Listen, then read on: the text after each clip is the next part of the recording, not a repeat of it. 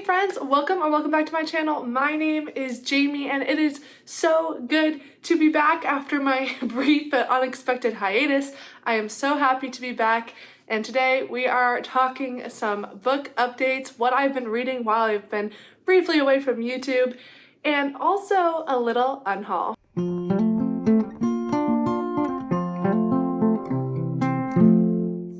So yes, I am back after having to take a little hiatus because I was not able to make the videos that I was making before, but we're back and honestly better than ever. I have been kind of reinvigorated with creativity. I'm excited to make videos again.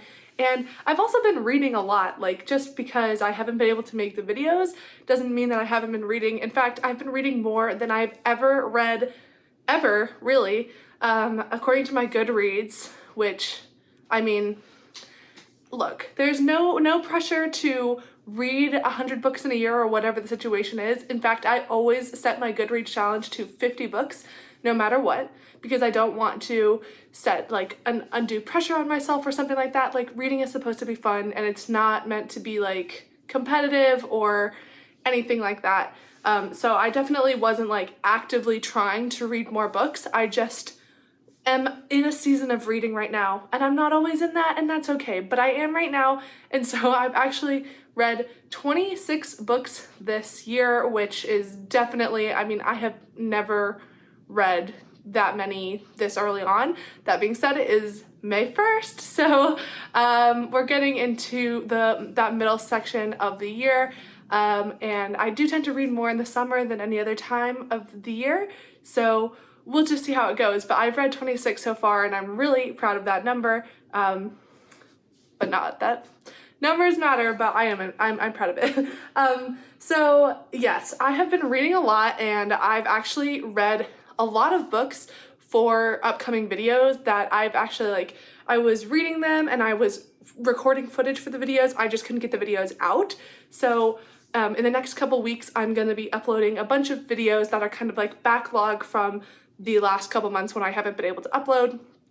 And because of that, there are I think 4, 5, 6 or 7 books that I have read, but I'm not going to be mentioning here because you'll find them out in the next couple weeks when I upload the videos. So this is all of the books that I've read in the past couple months since the last time I updated you, minus 6 or 7 that are going to be coming out in the next couple weeks.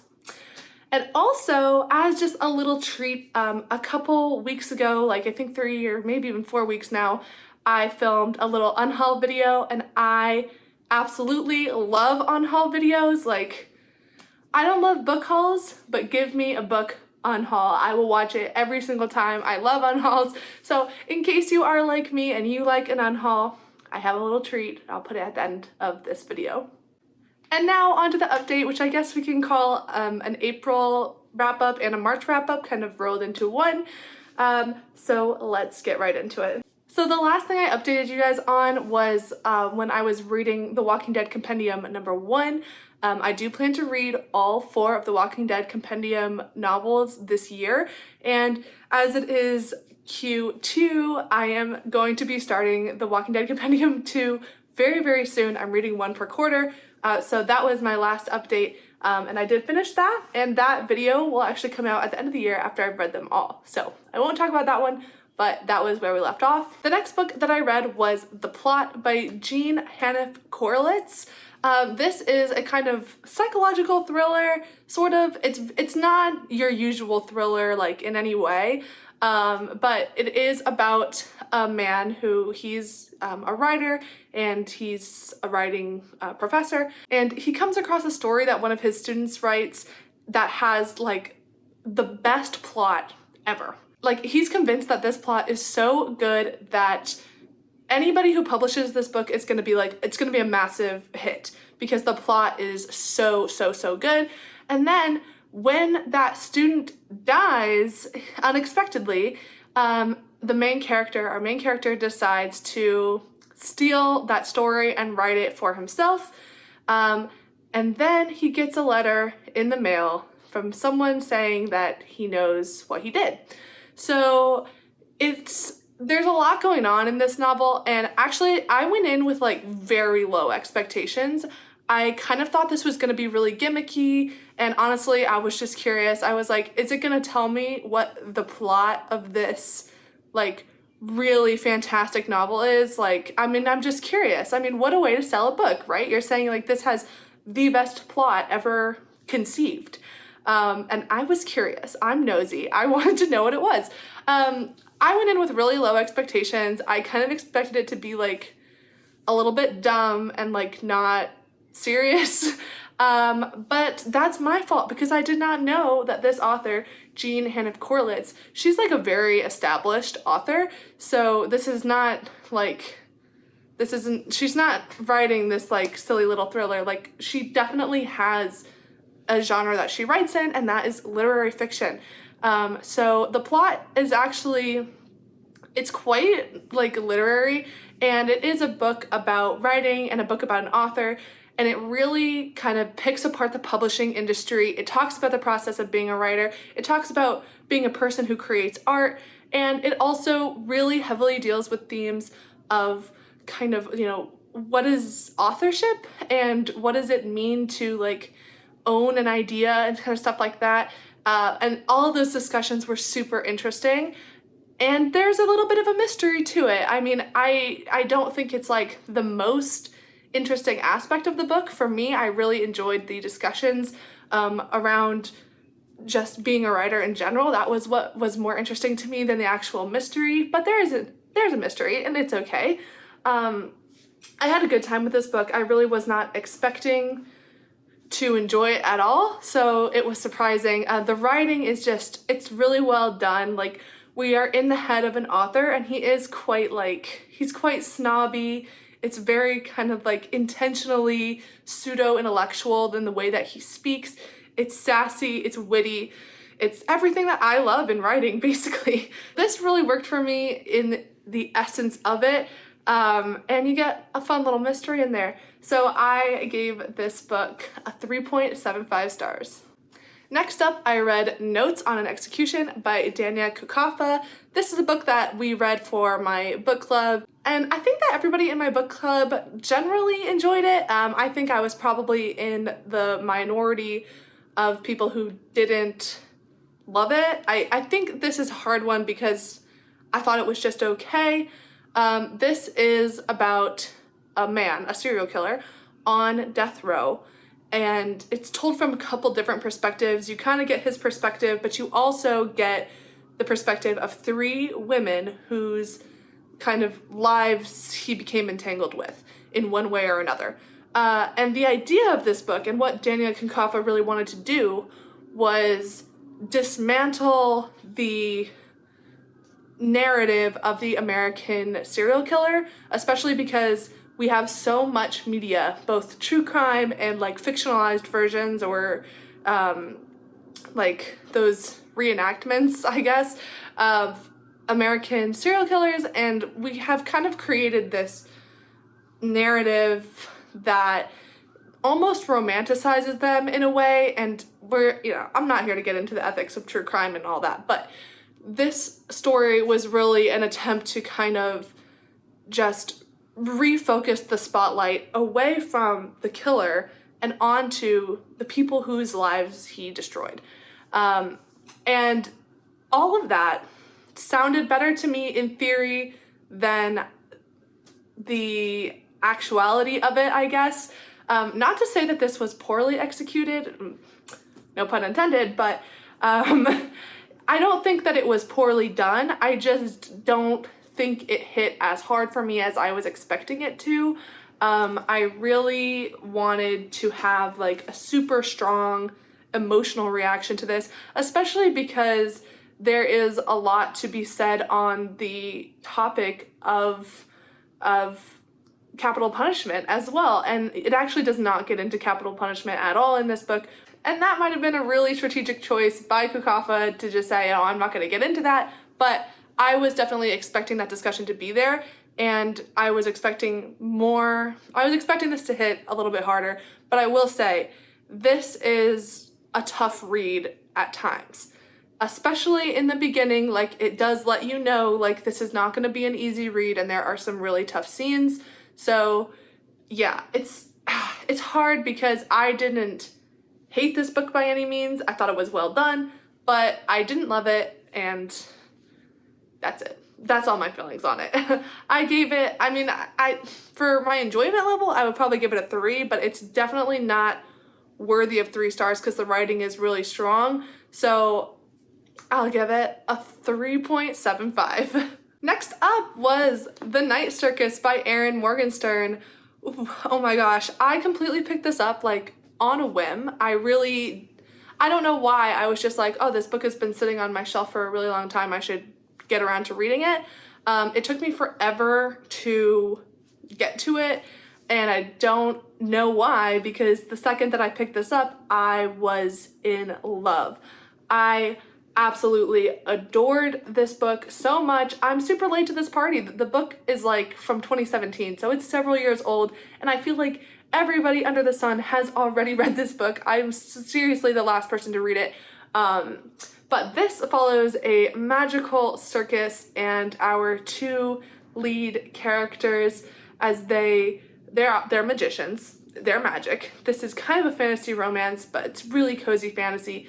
And you're following these 2 magicians as they are in this competition to be the greatest magician. And the competition has quite high stakes. So that's all I'm going to say about it, because I really think that you should just start reading and let it envelop you. I absolutely adore this book. I think I'm going to come back to it again and again. This is my first time ever reading anything by Erin Morgenstern, and her writing is stunning. This is very like autumnal. I read this in like March, but it's very like autumnal. It's very cozy. It's very like just warm and delicious and fuzzy, and like it just gives you the most wholesome, wonderful, like heartwarming feelings. I loved this. 5 stars. And then I read Conversations with Friends by Sally Rooney. And oof. Okay, this is my second Sally Rooney that I've read, the first being Beautiful World, Where Are You? And this is one of my favorite books. I adore this book so much. So I was so excited to read another Sally Rooney. Unfortunately, Conversations with Friends did not do it for me.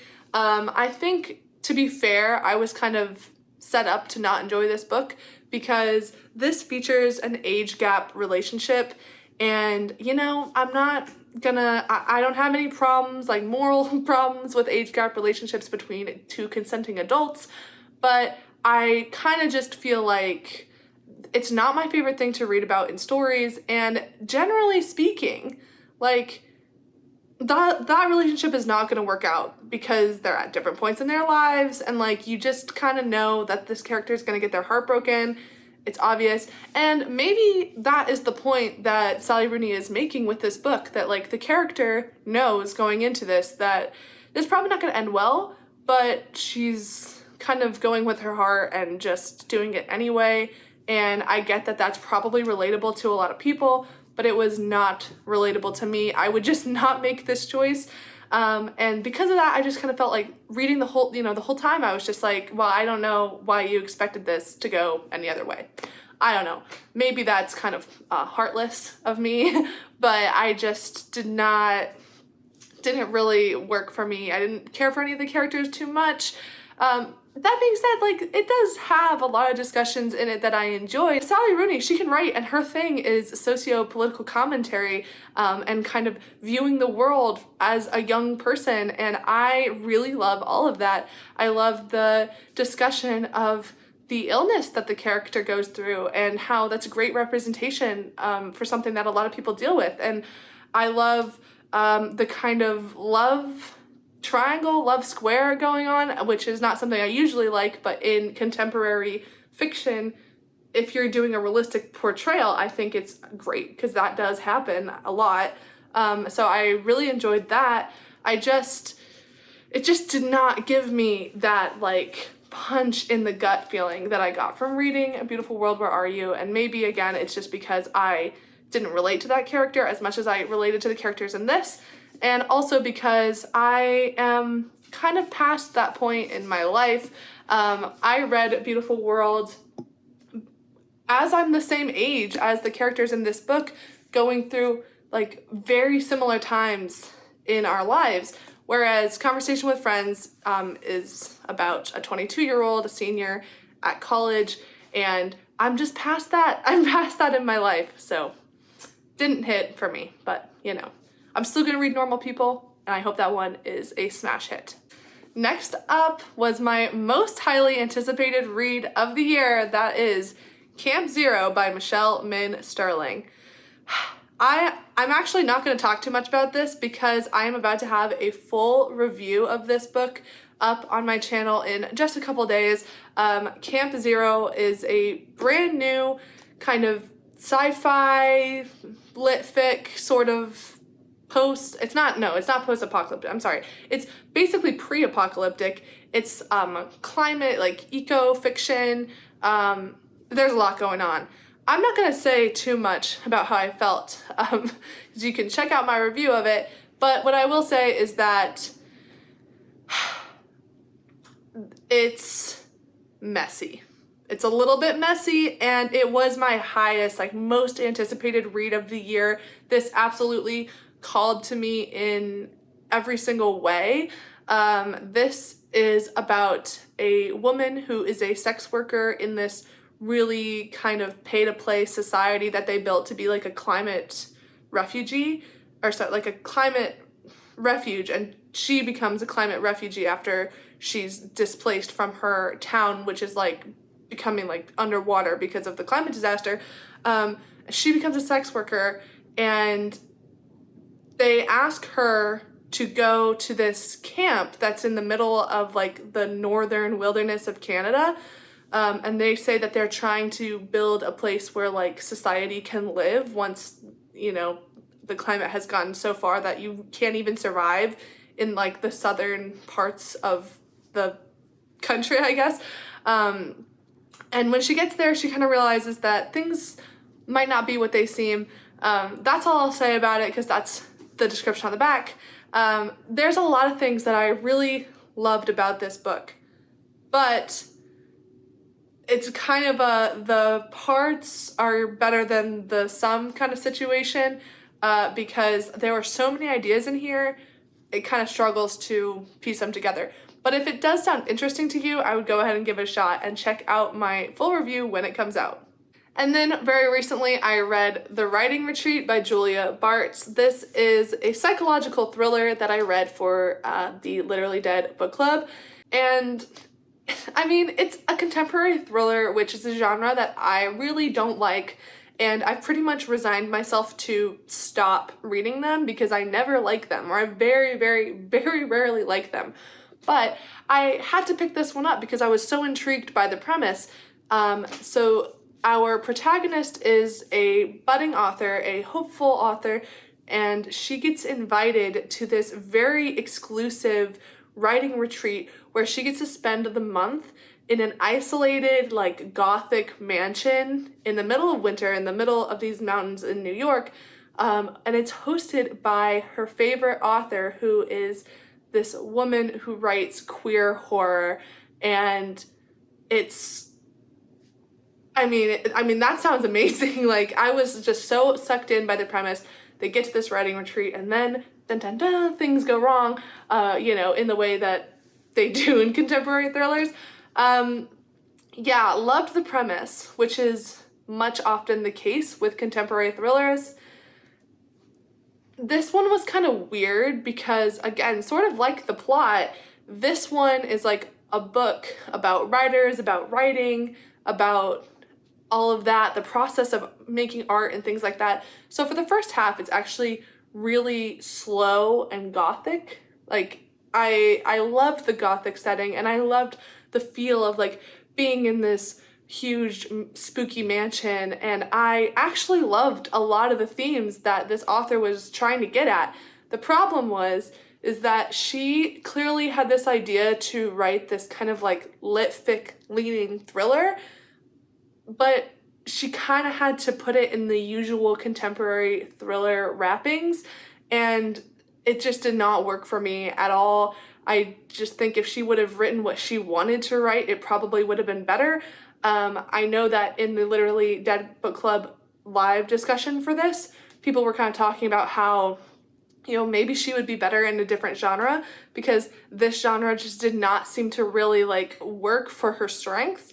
And I completely agree, because if you are a normal contemporary thriller reader, you're probably gonna pick this up and be like, when, like, it's so slow. Like, it's so slow. When is things gonna happen? But if you are a lit fic reader like me, you're gonna be like, what was all of that in the second half? So I just don't think that this was the right genre, but I mean, it's fine. It's 3 stars. Not the worst contemporary thriller I've ever read by any means, but I'm gonna be getting rid of this immediately. And finally, one that I have not finished, but I'm 100 pages in, and I think I pretty much already know how I'm gonna feel about it. And I want to mention it anyway because I don't think I'm gonna be doing a May wrap-up. Actually, I know I won't be, so I just want to mention this here. I'm currently reading Adelaide by Genevieve Wheeler. This is a contemporary fiction story. Look at this gorgeous cover. Wow. It is about a woman who, she's my age, 26, how fun, and she's living abroad in London, and she meets the man of her dreams, but we know very early on, from the very beginning, from the first page, that the relationship goes very south, and this is not really a love story. It's kind of about her meeting this guy, experiencing this relationship, having this falling out, having her heart broken, and kind of just like picking up the pieces of her life after going through that really tough experience. I am so intrigued by this book because the characters, it's actually funny, the character is very similar to me. Like, we have very similar interests, very similar personalities. I mean, she keeps saying things that I'm like, oh my gosh, that's like exactly like me. So I think I'm really just enjoying being so close to a character, because I don't typically read books that have characters that are like myself. Like, usually the characters are nothing like me. So it's kind of nice to just kind of stumble upon a character who is very similar to me. It doesn't happen often. And I also really love the layout of this book, in which we know that this relationship does not work. We know, and I mean, like, she starts off at the very beginning of the book letting you know that this is not going to be an easy read. This is not going to be a fun little romance. This is like really serious stuff. And definitely you should read the trigger warnings before you read this, because it lets you know right away that if this is not something you can deal with, this is not the book for you. So I really appreciate the author for kind of being upfront about that, and not tricking people into thinking this is going to be a cute little romance when it's not. I love the layout of it. I'm interested in this character. I love this concept of the story, because it's not super often, I feel like, that we get a really raw and real look at kind of the modern heartbreak. And I love that. What I don't love is the actual writing itself. Like, on a line-by-line basis, it's not great. And I'm trying to give Genevieve Wheeler the benefit of the doubt, because this is her debut novel. She has written for other kinds of like news publications and editorials and stuff like that. And that is a very different writing style than writing for a novel. So I'm trying to give her the benefit of the doubt. Maybe she's going to grow as an author, as a writer, but as it is, if the writing is not great. Some choices I've just been rolling my eyes, honestly. So that's frustrating. It's going to keep it from being a 5 stars. Like, it can't be very high for me, because I just am so aggravated with the writing like 90% of the time. But I like the story, and I like Adelaide, our main character. So I will be finishing it out. I've got a ways to go, but I was excited about this one, and I just wanted to let you guys know about it, because it's actually really interesting, and if you're not as picky about writing as I am, you might really love this. Okay, there you go. There you have it. That is what I have been reading lately and what I've read since I last updated you guys. And now here is a little treat. My unhaul video from several weeks ago. Thank you guys so much for joining me, and I hope to see you very, very soon as I upload some of these backlog videos and really get back into the swing of things. Thank you so much for being here. I will see you next time. Bye!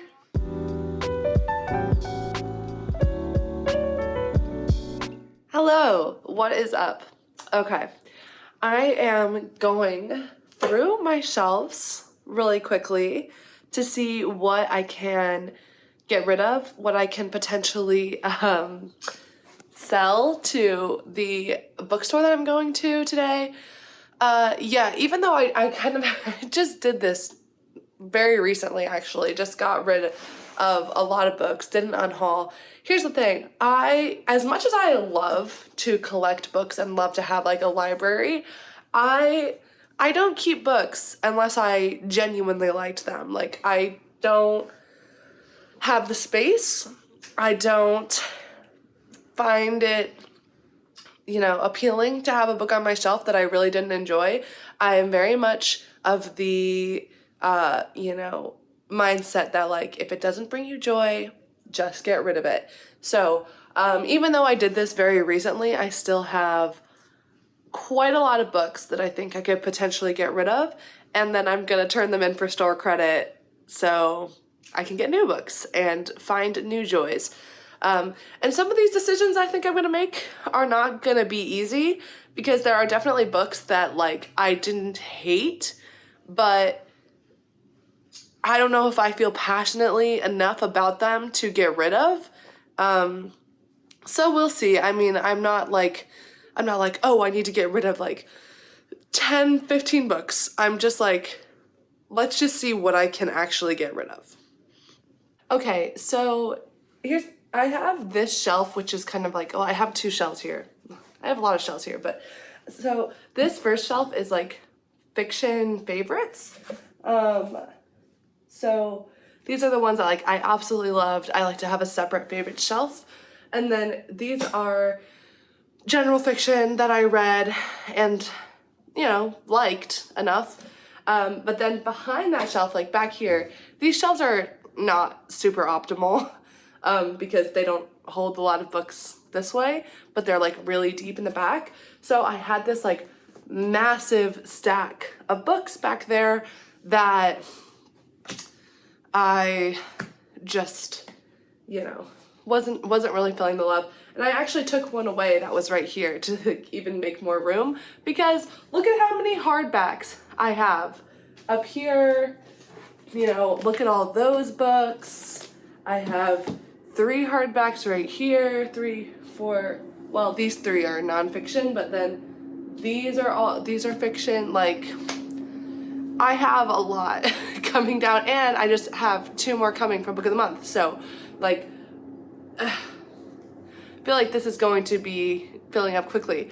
And yeah, it's hard because I do only want to keep things that I really enjoyed, but there are definitely books that are like right on the line of like, I didn't love them, but I didn't hate them, but like, do I love them enough to keep? Do I hate them enough to get rid of? Like, I don't know. So that's what we're discussing in this massive pile of books today. We'll just go from the top down. The first one is Notes on an Execution by Dania Kukafa. I just recently finished this. This was a book club pick, and I definitely liked it. Like, I did enjoy it, but can I ever see myself rereading this? No. Can I see myself recommending this? I'm not really sure, because I'm not sure who, I don't know. A lot of my book club really enjoyed this book, and I just kind of felt like kind of lukewarm about it. Like, it certainly wasn't bad, but I don't know. I don't know who I would recommend this to. I don't know that it did really enough for me. I don't know. This is the one I feel weird about, because I sound like I didn't like this book. And I sound like I have a lot of critiques of it, and I actually don't. I think it was a very fine book. I think it did what it was trying to do. I think it was good. I just don't think that I loved it, and I don't think that I would, you know, look on my bookshelf if I'm recommending something to someone and I like would grab this unless they were like, I want a book that breaks down the narrative of the American serial killer, in which case, yeah, there you go. And the thing is, like, I just bought this for full price too, so that's like another reason that it's really hard for me to get rid of. The next one, Death of Jane Lawrence by Caitlin Starling. Oh. I adore this cover. Like, seriously, I adore it. I think it's gorgeous. I think this is such a fun book to have on my shelves. But is that reason enough to keep it on my shelves? I don't know. Did I enjoy this book? Not particularly. Did I hate it? No, I didn't hate it. It's just so long, and I don't really remember too much of it. I don't think it had enough important things to say. I don't ever intend to reread this. It took me so long to get through this book. Again, would I recommend it? If someone was looking for a supernatural gothic horror, that's not horror, supernatural gothic story, maybe, but considering how many people didn't like this book, it's almost like, yeah, I have a hard time recommending it because like, it's not, like, I know a lot of people don't like this book, so, and I didn't even love it, so it's like, why would I recommend that? But again, the cover is so gorgeous, and I do love a gothic story, and it certainly hits a lot of great notes. I can see the skeleton of Rebecca by Daphne du Maurier in here, and how it's kind of just like playing with that, which I think is really fun because I love Rebecca. But then at the same time, I would be like, you know, don't read this, read Rebecca, like, you know what I mean? Or even there's probably other twists on or takes on Rebecca that are probably better than this. But like, this is like a full price hardback book. I don't know. This one has been really, I have a hard time getting rid of this, and it's for all the wrong reasons. Next up, The Vanishing Half by Britt Bennett. Okay, well, probably an unpopular opinion because this was like the highest rated book for a long time. I gave this 3 stars. I thought it was fine, but not really spectacular.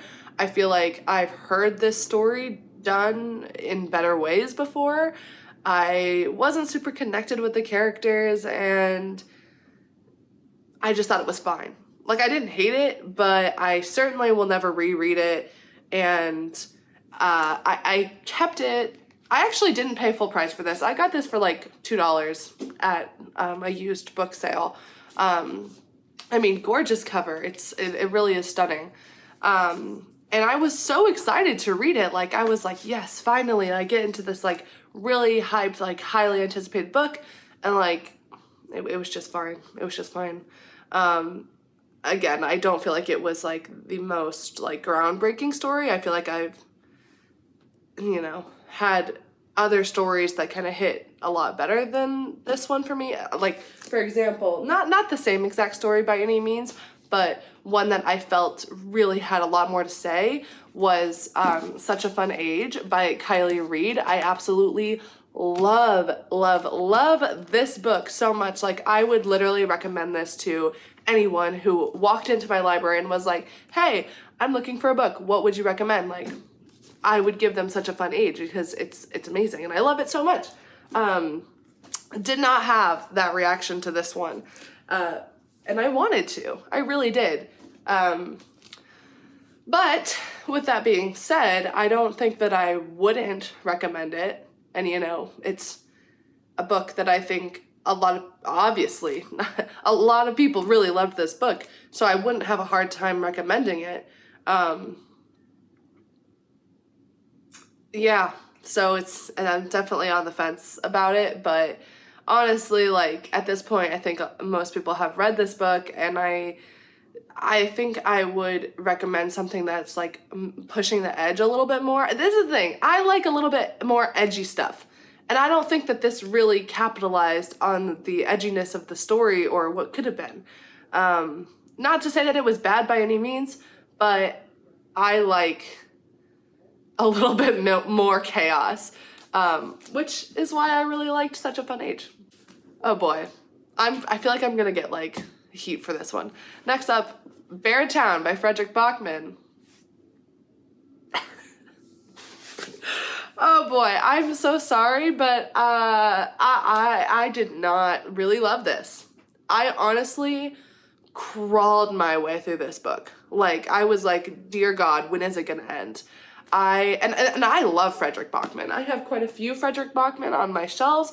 I have Anxious People Here, which was my first Bachman, and I really loved it. And then I had here in my favorite shelf, A Man Called Ove. So I like Bachman. I did not like this one. And this is the one that I was, the most highly anticipated. Everyone loves Beartown. I did not love Beartown for, I think, a very similar reason to Vanishing Half. Either they were so hyped that nothing could have possibly competed with that hype, or because they both tackle subjects that are difficult, they're challenging, social issues, which I like, but I don't know that they really pushed the boundaries on what those social issues are trying to say. Like, they just said exactly what I expected them to say, which I don't know. It's probably a me thing. That's probably like more of a me problem, that I didn't get more out of these conversations. And the thing is that both of these really tackle the conversation. Like, they're long and they do a good job of tackling the conversations in their totality. But my issue is that they don't offer anything new. Like, I have the same mindset about all of these issues as I did when I started the books. Like, before I read them, I felt the same way about these issues as I did after I read them. And that's not what I really want out of my, like, if I'm going to read a book that's really about one specific social issue, I want that social issue to be picked apart, like gone over with a fine-tooth comb, and really bring me some perspectives that I haven't seen or heard before. Because otherwise, I'm just, I agree with what the books are saying completely. And I don't want to like not agree with what the book ultimately says, but I do want my perspective to be challenged. And I don't think either of these challenge my perspective in any way. But that being said, they're obviously both very well written books. Both have very important messages talking about very important social issues. I think that I'm just like not really the person that these are for necessarily. Like, I think a lot of general fiction readers would probably love, obviously, both of these are super popular books. They, probably reach a lot of people. But for me, I like my social commentary to really be pushing the envelope on the perspectives. Again, why I really like Such a Fun Age, because it really challenged my personal perspective. I don't know what my perspective was before I read it, but I remember being changed when I read it. I remember this book having so many conversations that I had never even considered before, or I didn't, or maybe, they were kind of like buried in my subconscious, and these really like forced them to the front of my consciousness. It comes to a conclusion that I think some people are not going to be happy with. And I love that. I think this is a book that I can return to. I probably will reread this, like, a couple years down the line, and I may have a completely different experience or completely different conclusion than I came to the first time. And I think that's what makes a really great literary fiction that's focusing on a single social issue. So, well, I really love this one. And I just didn't get that feeling with either of these. So that being said, though, back to Beartown, I really like Frederick Bachman.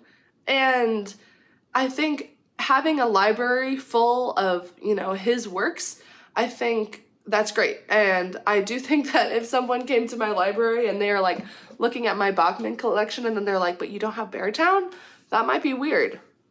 Is that a reason enough to keep a book on my shelf? I don't know. Okay, next up, Less by Andrew Sean Greer. Yeah, I did not love this book. Obviously, most of the books here I didn't love, but I've tried to get rid of this actually a couple times, and my boyfriend kept being like, no, I really liked it, keep it. And the thing is that I can see myself recommending this to a lot of people. If someone came into my library and they, were asking for a lighthearted, like semi-satirical kind of story with a really heartwarming message or story or something like that. These are very specific library recommendations. Like who is the person that's walking into my library and asking for that kind of recommendation? I don't know. But what I'm saying is that I can see myself recommending this to someone, even though I didn't really love it. I thought it was just fine. Again, did not hate it, did not love it, but I thought it was very well written for the most part. And I thought the story was really nice. I'm just not the kind of reader that likes quaint, nice stories for the most part. Like, for example, I was not a fan of the TJ Klune book that's really popular. What is that one called? Oh my gosh, with like the little school of the... why can't I remember that really popular one? I'll put it right here on the screen so you know what I'm talking about. Like, everyone really loved that book, and I was like, it's fine. It's fine. It's good, fine, but like too sweet for my taste. And I think this one really falls in that category of being like just too sweet for my taste. But I don't know. I could see myself recommending it. Yeah, I guess I'm gonna have to ask my boyfriend if I can get rid of this because he's the one that keeps stopping me from getting rid of it. Next up, The Martian by Andy Weir. I enjoyed this book, actually. I really did enjoy it, but I enjoyed Project Hail Mary a heck of a lot more. In fact, I loved Project Hail Mary. Like, this was such an easy 5 stars for me, which is saying something because it's not easy to get a 5-star out of me. So the fact that this was so instinctually a 5-star, like, I thought this book was perfection. Like, to me, there's no reason to read The Martian. And it's not necessarily that they're similar stories, but they are the exact same character. Like, the protagonists are the same people, the same exact person. And I think all of the joy that I got reading The Martian, like all of the science and the problem solving and, all of the situations where you're like, how is he going to get out of that? That's like, what could you possibly do? All of that is found in Project Hail Mary, but this has a lot more fun and a lot more, this is just the superior book. And again, they're not similar, like, in tone, really, other than the protagonist's voice.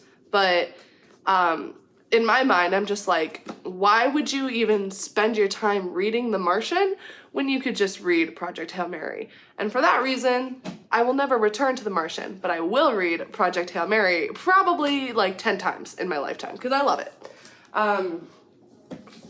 So Project Hail Mary actually makes The Martian, like, obsolete.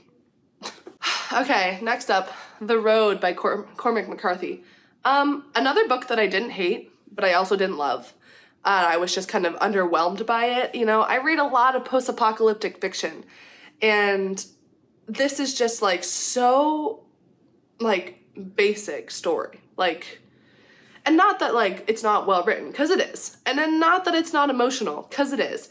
But it didn't hit for me because I read so much of this kind of story that, like, if you're not offering something new, I just don't really, like, it's fine. It's definitely not the masterpiece that, well, it's not fair to say that. A lot of people really love this book. A lot of people can understand its mastery. The writing style is not really for me. This is a hard one for me because, like, at the same time as I'm like, oh, well, I didn't love it, I'm also like, but do I need to get rid of it? Because it's still a solid book. And I can see that if someone is, like, really loves post-apocalyptic fiction and they want, like, a really dark and gritty one, I would have no problem recommending this. It's just like, but at the same time, there's other stories that I think have more to them than this. So it's like, it's just kind of underwhelmed. It's a little underbaked for my taste. Next up, a book that probably no one knows about, that's Nutshell by Ian McEwan. This is such a weird book. So if anybody knows Ian McEwan, which he's most known for one of my favorite books of all time, Atonement. I adore Atonement. And this was my first Ian McEwan book. And when I read Atonement, I was like, I have to read everything else that this man has written because, wow, just so amazing. And then the very next book that I read by him was Nutshell, which is a very short book, but a very weird book. This is a story that's told from the perspective of a fetus inside a pregnant woman. And it's about, I'm not even kidding. I'm losing my mind even saying what this is about, but the fetus is like a fully developed person. Like, he's like really it's like basically like Stewie from Family Guy. Like, you know how he's like super smart, but he's like a baby, so that's like what's funny. But it's like Stewie, but before he was born, and he hears his mother and this guy that she's having an affair with, and they're plotting to kill the baby's biological father. What in the heck? What? Yeah, it's so weird. It's very odd. The book is fine, actually. Like, it is still an entertaining read because the character, our fetus protagonist, who obviously does not have a name or anything at this point, but like, they are funny. Like, they are funny. And that's just because Ian McEwan is a good writer. And it is kind of like this very odd, but yet still entertaining plot, and it's short. So, like, there's a lot going on, but it's weird. It's really weird, and I finished it, and I was like, yeah, okay, all right. I won't be returning to that ever again. So, I don't think I would recommend this, but it's not bad. It's not bad at all. It's just weird. It's just weird. I want to move on from that one. Americana by Chimamanda Ngozi Adichie. I actually enjoyed this book quite a lot. I read it, but it's been so long since I've read it. I read it when I was in college, and I remember it being good, but I also remember it being, like, really long. And maybe you know this about me, or maybe you don't, but I hate long books. If a book is over 200, 250 pages, I'm like, did we need all that? Did we really need all that? And so this has nothing to do, like, it could be any book, like literally any book, except for apparently Project Hail Mary, which I read this in like one day, and it's really freaking long. So, but that just goes to show how much I loved it. But every other book, I'm like, it gets to 250 and I'm like, we need to be wrapping this up. Like, there is no reason that it should be going on this long. And unfortunately, Americana is 600 pages, 585. It's a long book, and it has great things to say. I really love Chimamanda Ngozi Adichie. She has We Should All Be Feminists. I have that somewhere over here. Oh, right here.